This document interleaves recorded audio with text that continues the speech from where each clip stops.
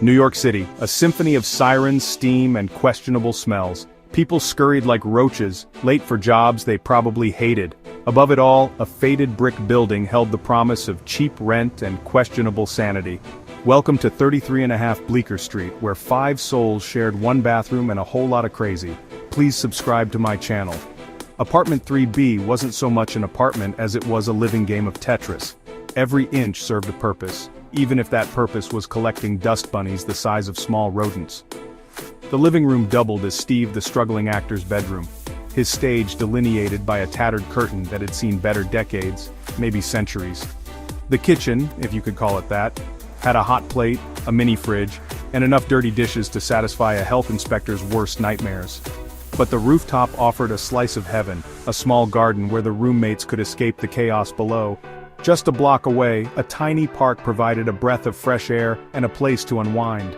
The local coffee shop, a haven for artists and dreamers, was the perfect spot for a caffeine fix and a bit of inspiration. On weekends, the street market came alive with vendors selling fresh produce, handmade crafts, and the occasional oddity. As night fell, the city transformed, its skyline glittering like 1,000 stars, a reminder of the endless possibilities that New York City held. And from the small window of apartment 3B, the roommates could see it all, dreaming of a better tomorrow while navigating the chaos of today. Maria, the aspiring fashion designer, had claimed the coveted corner with the fire escape. Her studio consisted of a sewing machine, a dress form affectionately named Helen, and enough fabric scraps to rival the garment district.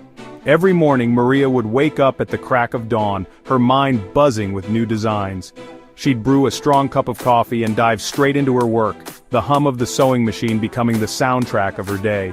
Sharing the room was Brenda, a yoga instructor with a penchant for chanting and a serious aversion to gluten. Brenda's day started with a serene yoga session, her soft chants filling the room as she moved through her poses with grace. She'd then prepare a gluten-free breakfast, often sharing her latest health tips with Maria. Her side of the room was an oasis of serenity, all bamboo mats and essential oil diffusers, a stark contrast to Maria's organized chaos.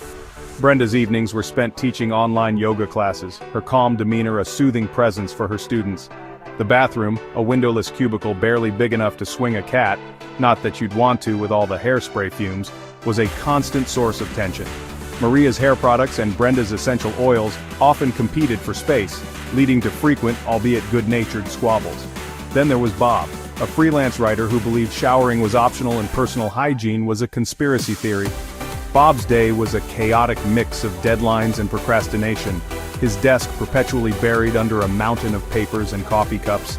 Let's just say his roommates disagreed, strongly.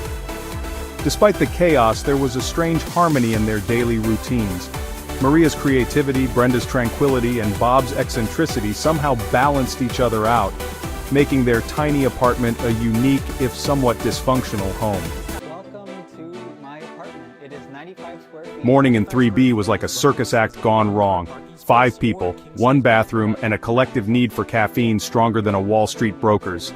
Picture this: Maria wrestling with a curling iron, Brenda contorting herself into a pretzel while chanting, and Steve practicing his Shakespearean monologues, all while Bob leisurely clipped his toenails. Did I mention the coffee maker was broken? Arguments erupted over toothpaste squeezed from the middle, shower time exceeding the allotted 5 minutes looking at you, Brenda, and the ever-present mystery of the missing milk. Boundaries were drawn, redrawn, and promptly ignored. Passive-aggressive post-it notes became the preferred method of communication.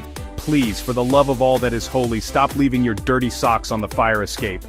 The kitchen was a battleground too. Maria's avocado toast clashed with Steve's scrambled eggs. Finding clean clothes was like a treasure hunt, with everyone scrambling for the last pair of socks. And then, the mad dash to leave the apartment on time, dodging each other like a game of human Tetris. All this, just to grab a coffee on the way out. Welcome to mornings in 3B.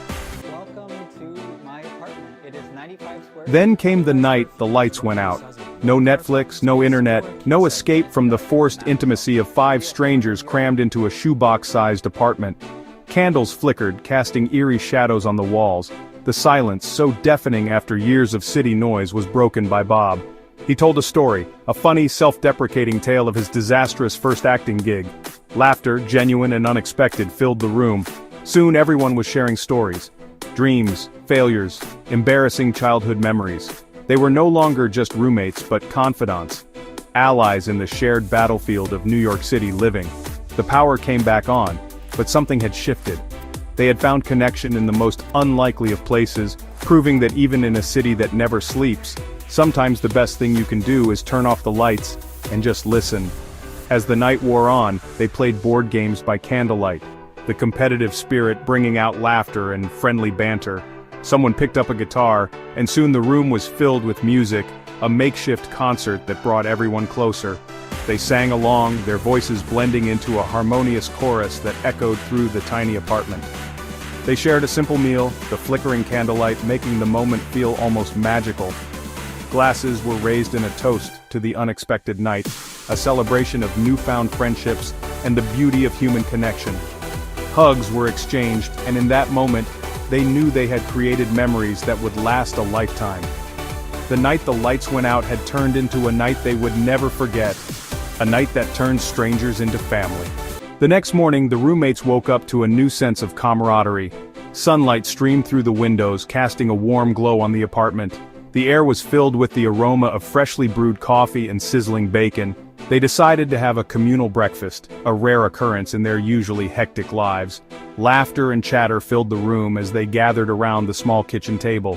Bob recounted his infamous acting gig story from the night before, causing another round of belly laughs. Sarah shared her dreams of opening a bakery, while Mike revealed his secret passion for painting. Even Emma, the quietest of the group, opened up about her love for poetry. The apartment, once a chaotic mess, now felt like a home.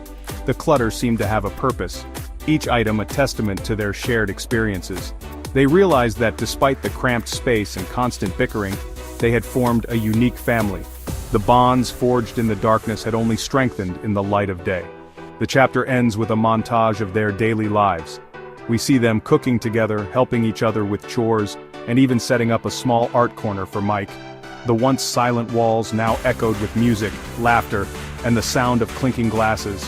Their interactions were filled with more understanding and cooperation, a testament to the night that changed everything. As the camera pans out, we see them gathered on the tiny balcony enjoying the sunset. In that moment, they knew they had found something special. Click the subscribe button, like, and share this video. They had turned an apartment into a sanctuary, and strangers into family. So what do you think? Would you live in one of these micro apartments? Let me know in the comments below. And if you enjoyed this video, don't forget to like, subscribe, and hit that notification bell for more awesome content. Until next time, stay inspired and keep dreaming big, no matter how small your space is. So, what do you think? Would you live in one of these micro apartments? Let me know in the comments below.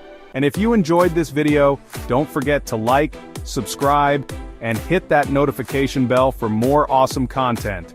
Until next time, stay inspired and keep dreaming big, no matter how small your space is.